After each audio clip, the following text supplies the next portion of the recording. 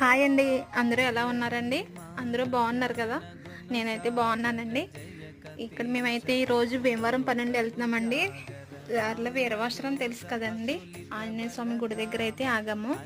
అక్కడైతే తాతయ్య గారి దగ్గర అయితే కొబ్బరికాయలు తీసుకున్నాను. అక్కడ గుడి దగ్గరికి ఆగకుండా దర్శనం చేసుకోకుండా మనం ఎదురుకి వెళ్ళకూడదు కదండి. అక్కడ దర్శనం చేసుకుని ప్రతి ఒక్కళ్ళు ప్రయాణం చేస్తారు.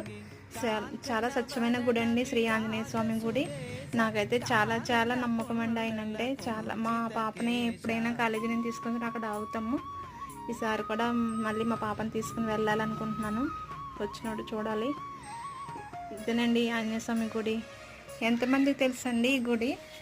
ఎంతమంది తెలుసో, ఎంతమంది వెళ్ళారో నాకైతే కామెంట్ చేయండి. నాకైతే చాలా ఇష్టమండి ఆంజనేయ స్వామి అంటే. మా పిల్లలు అయితే హనుమాన్ చాలీసా చదువుతారండి రోజుని. ఇంకా లోపల చిన్న చిన్న గుళ్ళు ఉన్నాయండి.